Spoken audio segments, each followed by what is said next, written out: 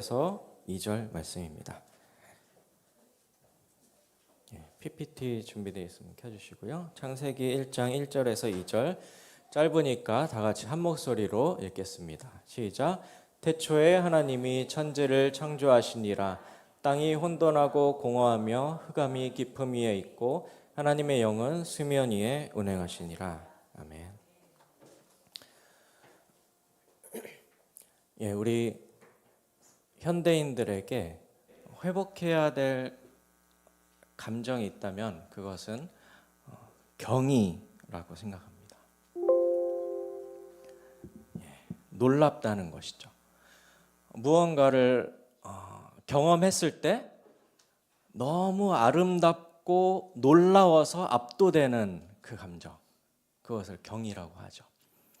하나님께서 이 세상을 참 경이롭게 창조하셨어요.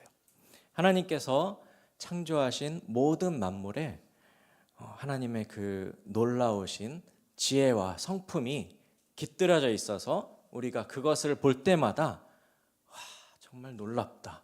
어떻게 이렇게 아름답게 창조하셨을까?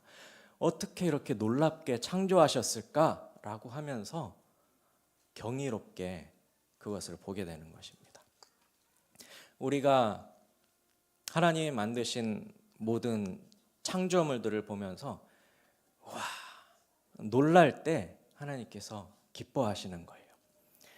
우리가 와 하면서 놀랄 때 그것이 그 창조물을 만드신 창조자를 기쁘시게 하는 일이 되는 것이에요. 저는 예전에 그림을 그렸잖아요. 그 작가들은 자기 그림을 이제 전시하면서 사람들이 그것을 보면서 경탄하기를 바라죠. 와, 정말 아름답다. 와, 정말 놀랍다. 그러면 그게 그 그림을 창조한 예술가에 대한 최고의 경의와 찬사가 되는 것이죠. 이 교회 옆에 주차장 옆에 사모님께서 화단을 정말 예쁘게 꾸미고 계시는데 이제 꽃이 이제 좀 있으면 예쁘게 피어날 거예요. 그럼 그 화단을 보면서 와 하면서 너 정말 아름답네, 정말 놀랍다 하고 그렇게 놀라는 것이 그 화단을 아름답게 꾸미는 그 분에 대한 그 찬사가 되는 것이죠. 우리가 이 경이감이 없다면, 우리가 이렇게 하나님이 창조하신 만물에 대한 그 놀라움이 없다면 우리의 삶은 그저 따분하고 지루하고 답답한 그런 삶이 될 수가 있습니다. 현대인들에게 이 경이감은 참 느끼기 힘든 감정인 것 같아요.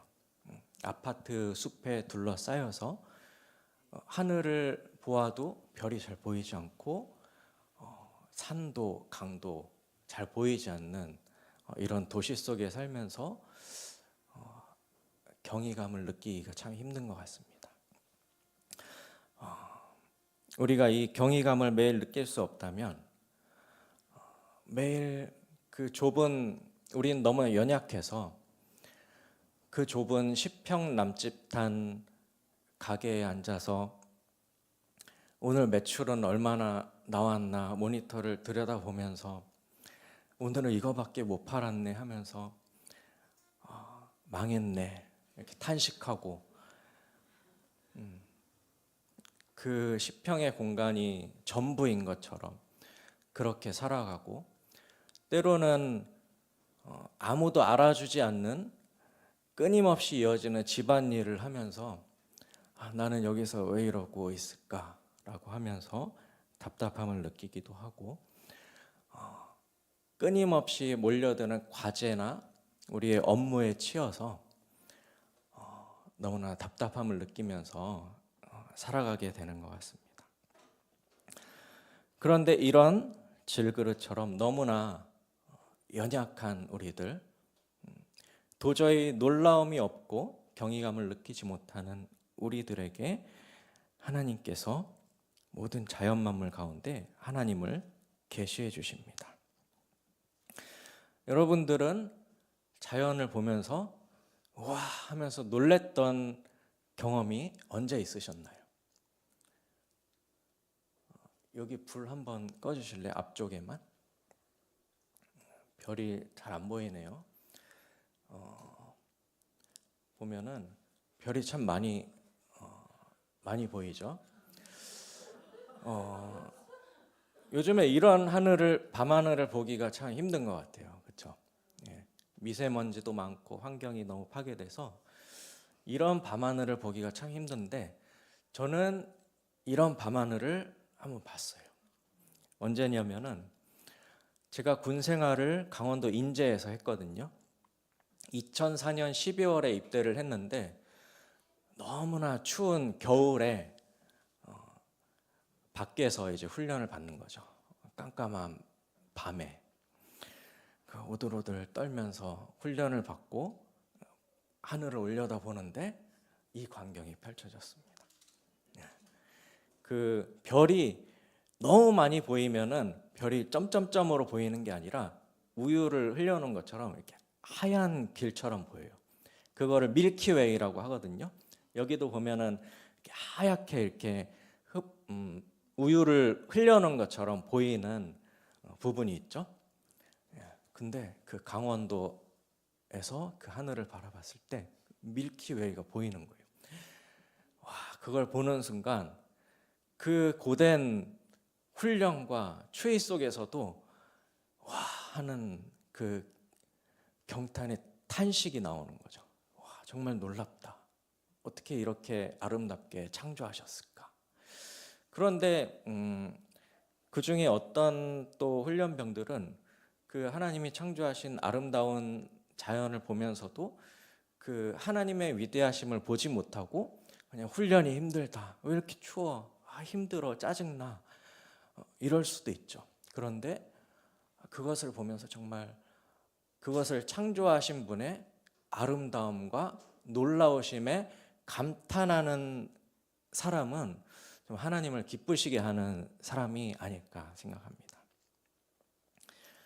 하나님이 만드신 곤충과 동물들, 식물들 중에 쇠똥구리라는 곤충이 있습니다.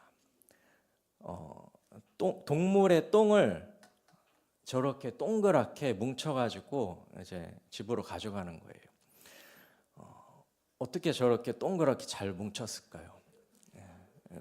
똥을 저렇게 이쁘게 잘 뭉쳐가지고 집으로 가져가서 저기에 이제 알을 낳고 이제 번식을 하고 이렇게 또 이제 그것을 영양분으로 섭취하기도 하고 그렇게 한다고 합니다.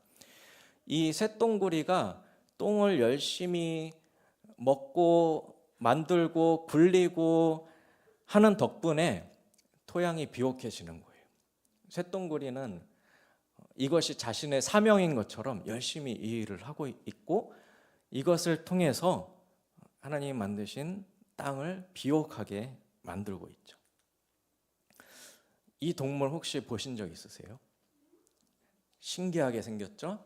저 가운데 빨갛게 이렇게 꽃처럼 보이는 부분이 코예요.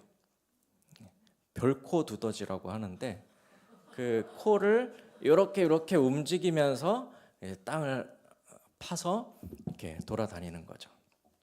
이 두더지도 마찬가지로 땅 속을 파서 이 땅 안에 이렇게 돌아다니면서 땅을 비옥하게 만드는 일을 하고 있습니다.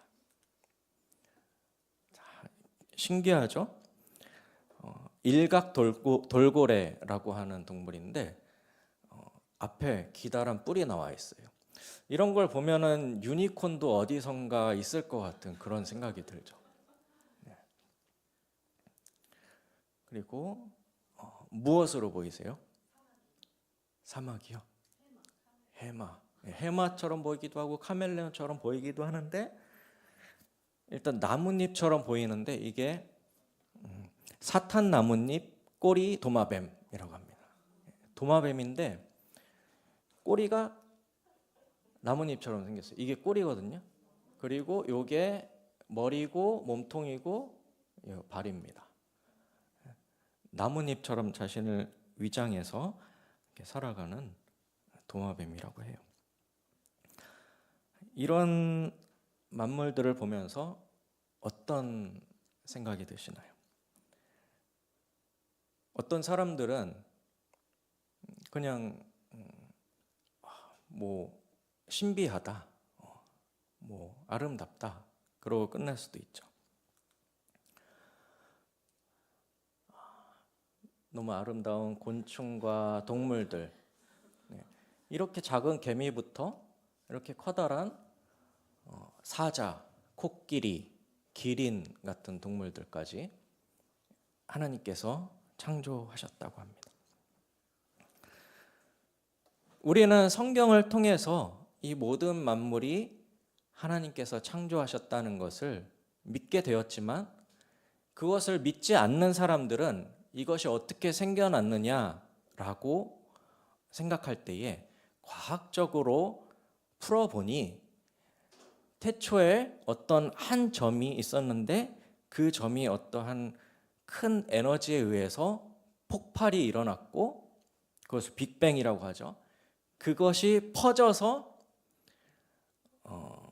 뭐 어떤 것은 그 행성이 되고, 어떤 것은 돌이 되고, 어떤 것은 뭐 물이 되고 산이 되고, 또 이렇게 단세포 생물이 진화를 해서 다세포 생물이 되고, 다세포 생물이 또 몇 억 년을 진화하면서 어떤 건 사자가 되고, 어떤 건 원숭이가 되고, 어떤 거는 기린이 되고, 어떤 건 개미가 되고, 그러다가 사람과 제일 비슷한 것 같은 원숭이가 더 진화를 해서 기어다니다가 점점 일어서서 사람이 되었다라고 과학적으로 얘기를 하죠. 그런데 이 과학이라는 것은 이제 실험과 관찰을 통해서 이루어지는 것인데, 그것에 이제 본 사람은 일단 없잖아요. 창조 시에 있었던 사람이 없고 본 사람이 없는데, 그렇게 이 모든 만물이 생겨났다고 하는 것도 정말 놀라운 믿음인 것 같아요. 얼마나 믿음이 컸으면은 그 우연히 폭발로 인해서 그것이 이렇게 각기 다른 종류의 생물이 되었다. 그런데 그게 이제 한 번에 일어나면은 믿기 힘드니까 수십억 년을 걸쳐서 그렇게 되었다라고 말을 하죠.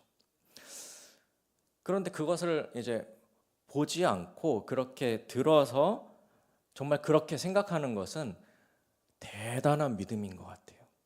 차라리 그렇게 믿을 바에는 이런 정말 놀라운 형태와 그리고 기능을 가진 이것을 만든 어떤 그 창조자, 그런 지혜를 가진 것이 그런 에너지라도 있는 것이 아닐까? 그렇게라도 생각하는 것이 차라리 합리적인 믿음일 것 같은데, 그렇죠? 갑자기 폭발을 통해서 그것이 진화를 통해서 이 모든 생물이 종류대로 만들어졌다고 하는 것은 굉장히 큰 믿음이 필요할 것 같아요. 근데 우리는 성경을 통해서 이것이 창조주 하나님께서 만드신 것이다. 각기 종류대로, 각기 하나님께서 만드신 그 의도에 따라 만들어진 것이다 라는 것을 우리는 믿고 있죠. 이런 만물을 보면서 얼마나 이게 조화로운가, 얼마나 질서정연한가, 얼마나 세심하고 얼마나 아름다운가, 얼마나 광대하고 어떤 것은 얼마나 유머러스한가를 보면서 하나님이 어떤 분이신가를 우리는 깨달을 수가 있어요. 모든 것이 너무나 다양하고 무질서해 보이지만 그 안에 질서가 있고 조화가 있습니다. 우주가 조금의 오차도 없이 모든 것이 다 하나님의 의도대로 질서 있게 돌아가고 있습니다.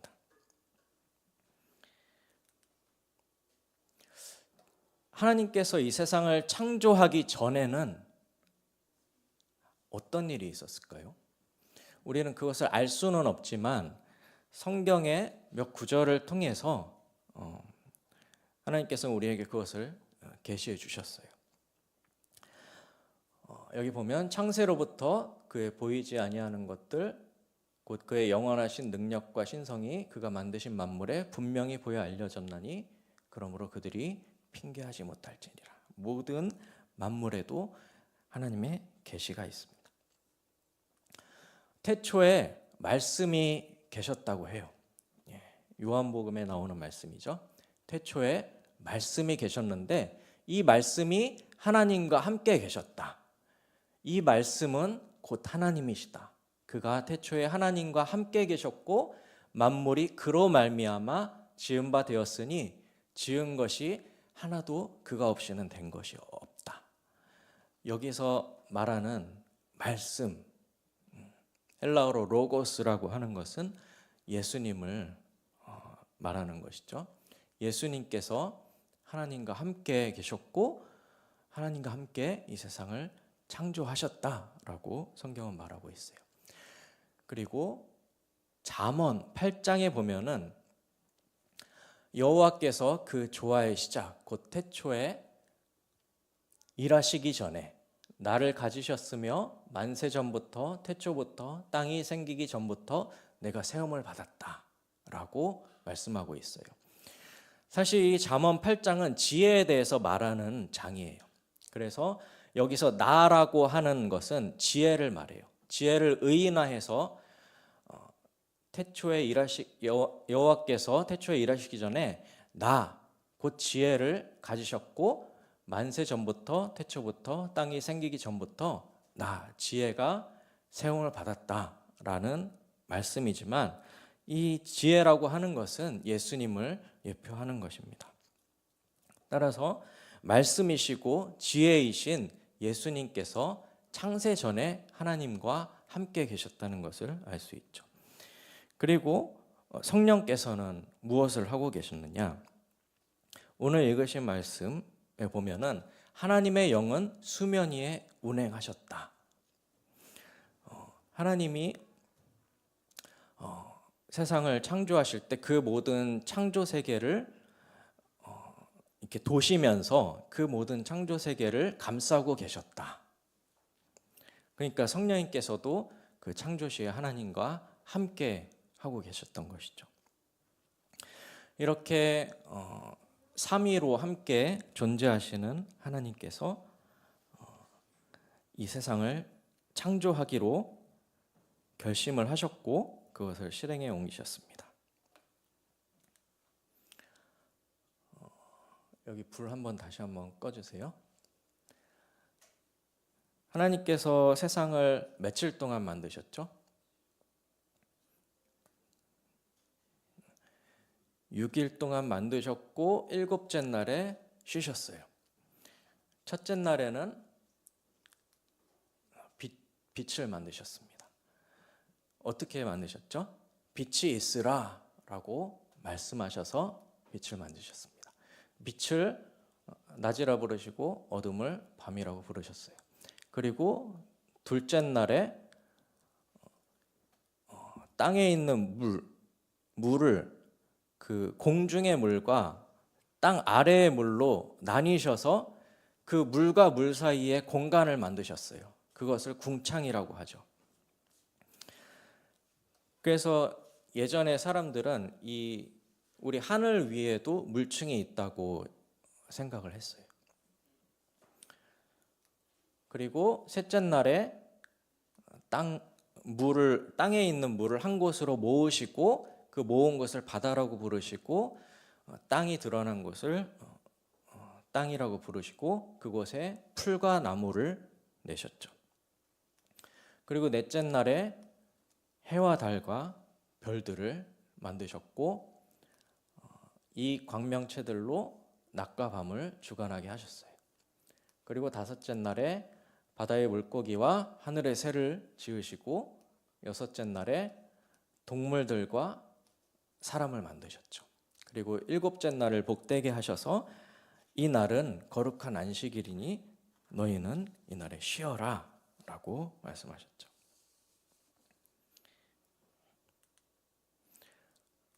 여기서 하나님께서 이 세상을 말씀으로 창조하셨다는 것이 중요해요.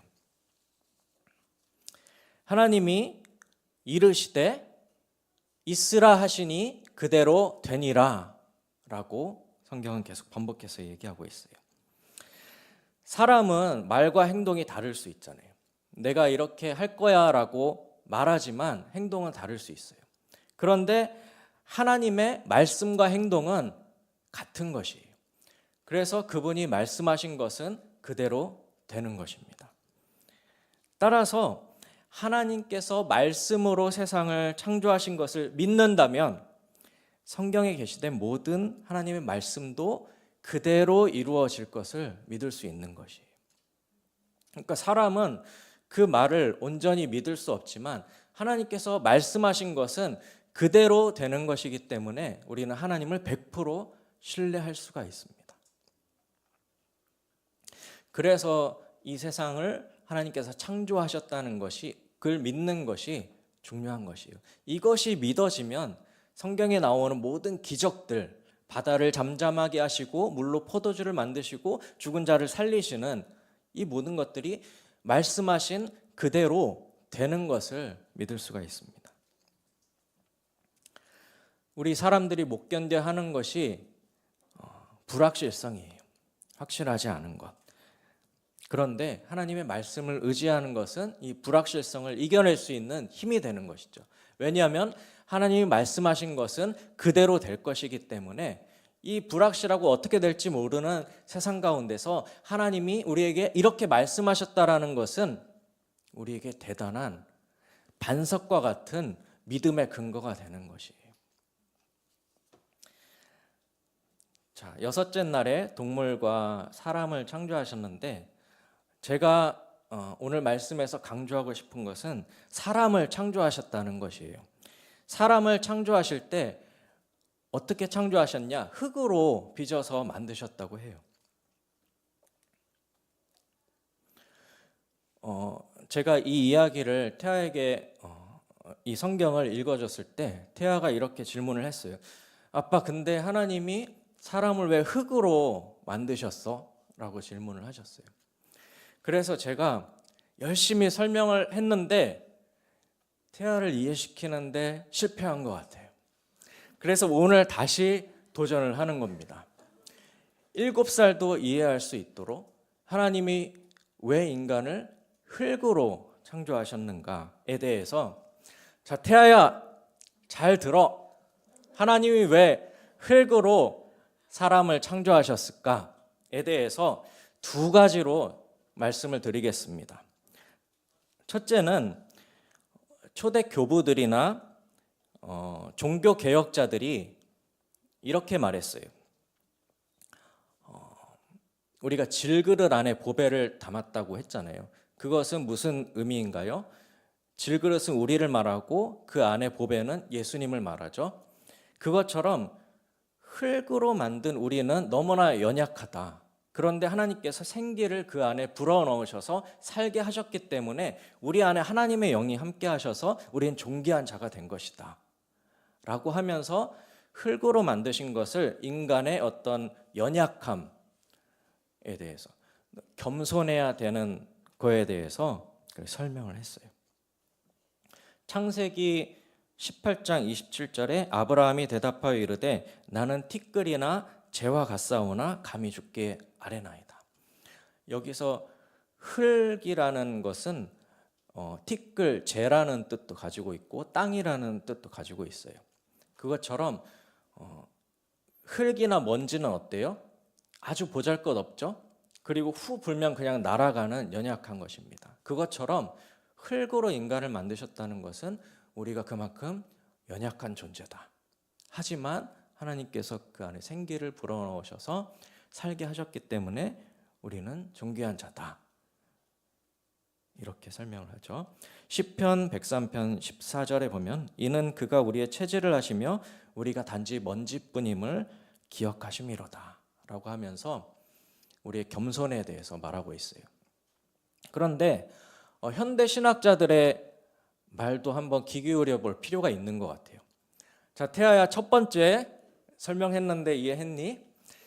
첫 번째, 우리가 그만큼 연약한 존재고 그렇기 때문에 하나님 앞에서 겸손해야 된다라는 것을 말하는 것이고, 두 번째, 현대 신학자들은 생태 신학적인 관점에서 이것을 설명해요. 아까 흙이 이제 땅이라는 의미도 있다고 했죠. 땅 또는 이런 자연, 그것을 말하는데, 이 자연에 있는 재료로 인간을 만드셨다라고 하니까 이 자연과 인간이 연결되어 있는 것이죠. 자연의 재료와 인간의 재료가 같은 것이에요. 그리고 남자를 먼저 만드시고 아담을 만드시고 아담의 갈빗대를 떼어서 그것을 여자를 만드셨잖아요. 그러면은 남자와 여자도 연결돼 있죠. 남자에게서 여자가 나왔잖아요. 보세요. 땅에서 아담이 나왔고 아담에게서 하와가 나왔어요. 그러니까 땅과 곧 자연과 남자와 여자가 같은 재료로 만들어서 연결돼 있다라고 하는 것이. 창세기 3장 19절에 보면은 너는 아담에게 하나님께서 이렇게 말씀하셨어요. 너는 흙이니 흙으로 돌아갈지니라. 흙에서 나와서 흙으로 돌아가는 것. 자연에서 나와서 자연으로 돌아가는 것. 그래서 우리는 자연과 뗄래야 뗄 수 없는 관계다. 하나님 만드신 모든 것은 다 연결되어 있다. 모든 것은 하나이다. 그렇기 때문에 우리는 자연을 보호해야 되고 관리해야 되고 자연을 소중히 여겨야 한다. 그리고 남자와 여자도 하나이고, 그리고 모든 인류도 아담으로부터 나온 하나이기 때문에 우리는 모두 하나다. 그렇기 때문에 서로를 존귀히 여기고 너를 곧 나처럼 여겨야 한다라고 하는 것이 현대 신학자들이 말하는 흙으로 인간을 지었다라는 것의 의미예요. 이해가 되시나요? 태아, 이해했니? 네. 오늘도 실패한 것 같지만 네. 어쨌든 신학자들의 이런 흙으로 사람을 지으셨다는 것에 대해서 설명을 드렸습니다. 그런데 흙으로 사람이 특별한 것은 흙으로 지었기 때문은 아니고 동물들도 흙으로 지으셔서 하나님이 살게 하셨어요. 그런데 사람만이 가지고 있는 독특성이 무엇이냐면 하나님의 모양과 하나님의 형상으로 지음 받았다라고 하는 것이에요.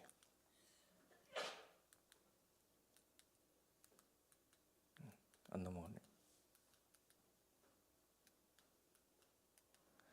한번 넘겨주세요.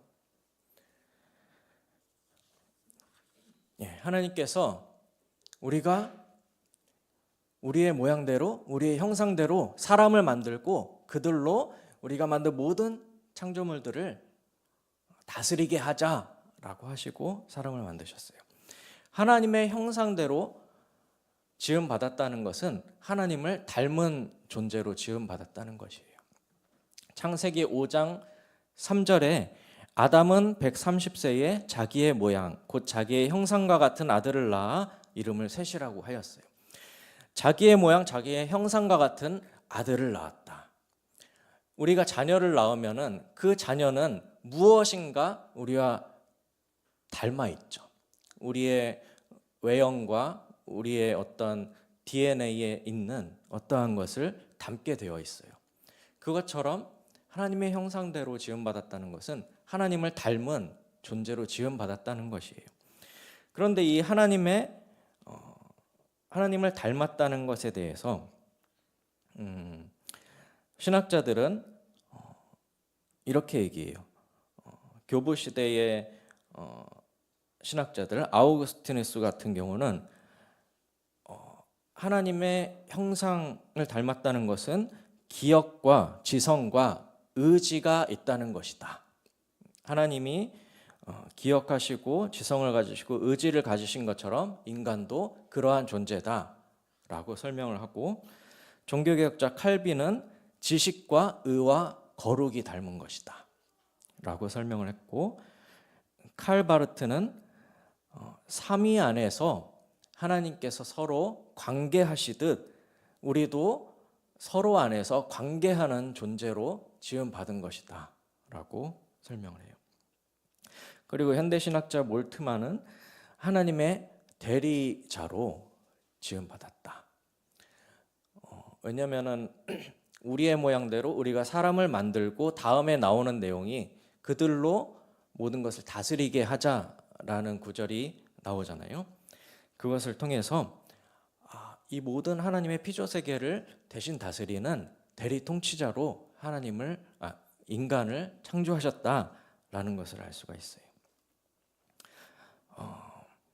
이 모든 것이 다 맞는 이야기인 것 같아요. 하나님의 어떠한 그 성품을 우리가 그대로 이어받았는데 하나님이 지혜로우신 것처럼 인간도 지혜롭고 하나님께서 창조성을 가지신 것처럼 인간도 창조할 수 있는 존재고 하나님께서 이 세상을 다스리시고 사랑하시는 것처럼 인간도 이 세상을 다스리고 사랑하는 존재 그리고 서로 공동체성을 지닌 존재로 창조된 것이다 라고 그렇게 설명할 수가 있습니다. 로마서 8장 29절에 하나님이 미리 아신 자들을 또한 그 아들의 형상을 본받게 하기 위하여 미리 정하셨으니 이는 그로 많은 형제 중에서 맏아들이 되게 하려 하심이니라. 하나님께서 그 아들의 형상, 예수님의 형상을 본받게 하기 위해서 미리 정하셨다라고 하고 있고요. 고린도후서 4장 4절에 그중에 이 세상의 신이 믿지 아니하는 자들의 마음을 혼미하게 하여 그리스도의 영광의 복음의 광채가 비치지 못하게 함이니 그리스도는 하나님의 형상이니라. 그리스도는 하나님의 형상이고 우리는 그리스도의 형상이 되는 것이죠. 그래서 우리 인간이 다른 어떤 동물이나 식물들과 구별되는 점, 특별한 점은 우리가 하나님의 형상을 따라 지음받았다는 것이에요. 하나님께서 아담을 지으시고 나서 하신 일이 무엇이냐면 아담이 동물을 무엇라고 부를까? 라고 하시면서 동물들을 아담에게 이끌어 가셨어요. 그리고 아담이 그 생물을 부르는 것이 곧 그 생물의 이름이 되었죠. 하나님께서 그 자기의 형상대로 창조한 그 자기와 닮은 존재, 자기의 아들과 같은 이 존재에게 그 동물들의 이름 어떻게 지을까 너무 궁금하신 것이죠. 제가 태아가 아직 어릴 때 말을 하지 못했을 때에 정말 기대했던 것이 뭐냐면은 태아가 말을 하게 되면 어떤 말을 할까? 어떤 말을 제일 먼저 하고 또 어떤 걸 궁금해하고 어떤 거에 관심을 가지고 말을 할까에 대해서 굉장히 설레고 그때를 기다렸어요. 그런 것처럼 하나님께서 그 아담을 너무나 귀하게 사랑스럽게 창조하시고 나서 그 아담이 어떻게 할지 너무 설레고 기대하셨던 거예요. 나를 닮은 존재, 나처럼 창조하고 나처럼 사랑하고 나처럼 통치하고 나처럼 이 세상을 다스릴 수 있는 나처럼 지혜를 가진 이 존재가 나처럼 행동할까? 나처럼 사랑할까? 나처럼 이 동물들을 잘 다스릴까? 라고 그렇게 기대하시면서 아담을 바라보셨던 것입니다.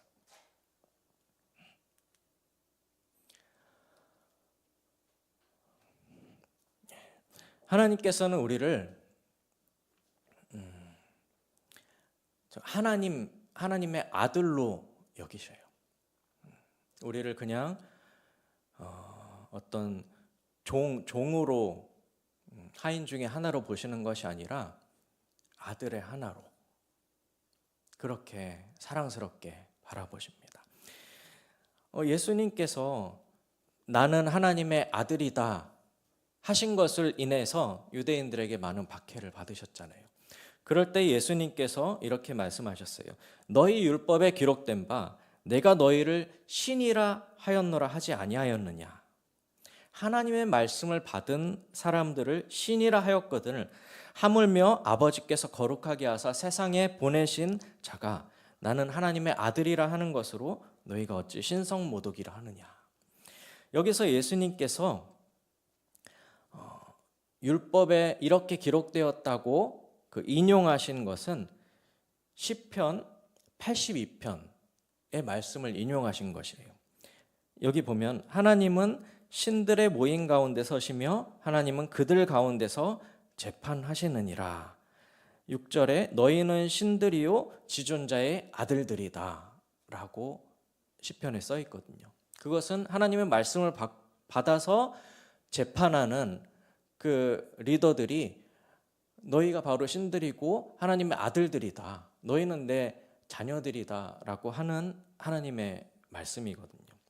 그 구절을 인용해서 내가 너희를 신이라 하였다, 너희는 하나님의 귀한 자녀들이다 라고 말씀을 하셨어요. 우리가 이렇게 귀하게 하나님의 형상대로 지음 받았다는 것을 믿는다면 우리가 서로를 대할 때에 어떻게 대해야 할까요? 그 안에 있는 하나님의 형상을 바라보고 존귀 여겨야 하는 거겠죠. 그리고 나 자신을 바라볼 때에도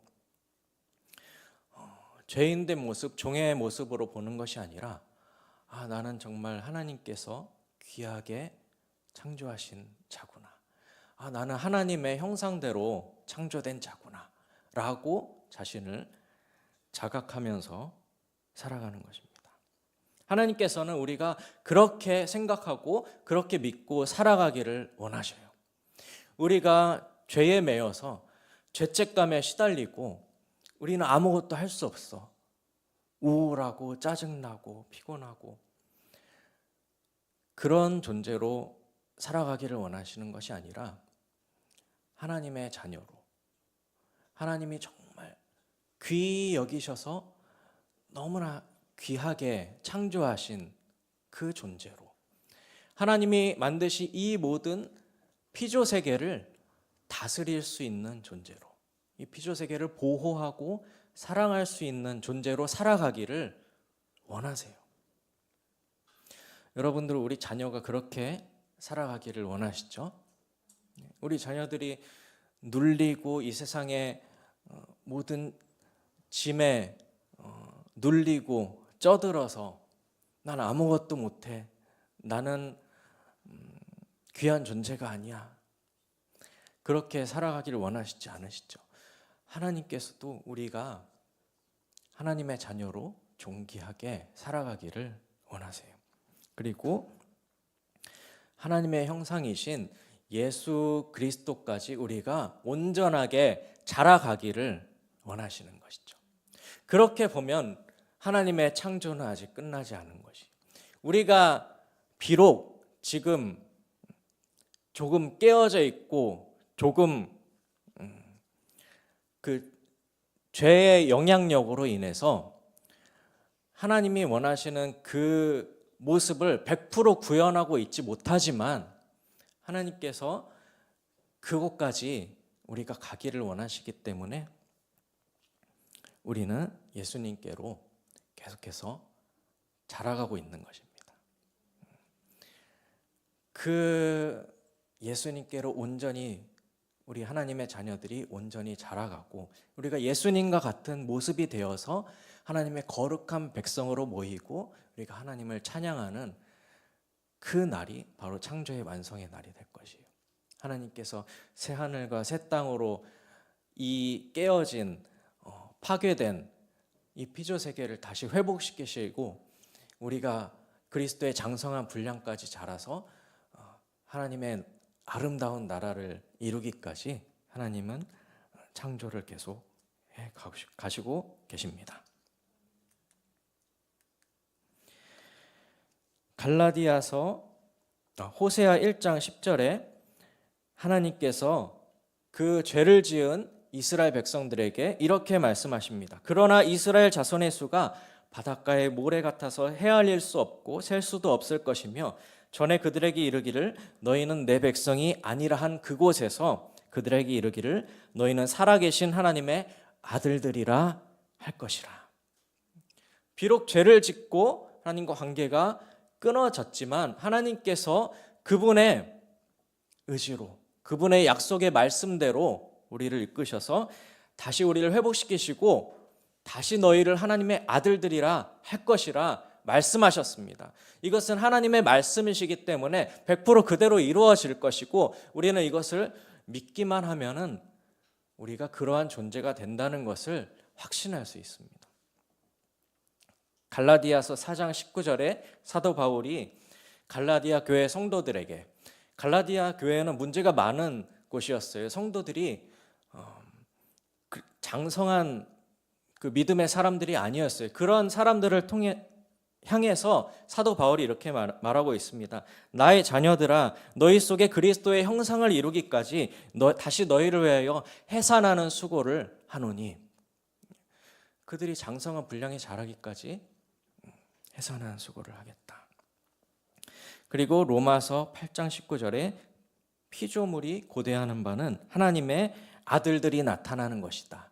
모든 피조물들이 우리가 그리스도의 장성한 분량이 되기까지, 우리가 하나님의 자녀들이 온전히 자녀들이 되는 것을 선보이는 것을 모든 피조물들이 고대하고 있어요. 모든 하나님 창조하신 동물들과 식물들과 모든 피조세계가 우리 인간이 하나님의 형상을 좀 회복하기를, 정말 100% 하나님을 닮아가기를, 정말 하나님이 창조하신 그 아름다운 모습으로 회복되어서 이 세상을 다스릴 수 있기를 모든 피조물들이 고대하고 있다고 합니다. 비록 우리가 지금 거울을 보면 우리의 모습이 별 볼 일 없어 보이고 초라해 보이고 쭈구리 같이 보이고 그럴지라도 하나님께서 그것을 말씀하셨기 때문에 너희를 회복시키겠다. 너희는 사랑하는 나의 자녀들이다. 너희는 그리스도의 장성한 분량까지 자라갈 자들이다. 라고 하나님께서 말씀하셨기 때문에 우리는 이러한 연약한 우리를 보면서도 나의 감정과 상관없이 하나님의 말씀을 붙들고, 예, 하나님, 제가 그러한 존재입니다. 하나님께서 저를 그렇게 존귀하게 만드셨습니다. 라고 믿으면서 살아가게 되는 것입니다. 우리 다음 세대들도 그러한 존재로, 귀한 존재로 정말 이 세상을 아름답게 다스리고 이 세상에 있는 많은 사람들과 피조물들을 유익하게 할 수 있는 그러한 존재로 자라가기를 기도합니다. 함께 찬양하고 기도하겠습니다.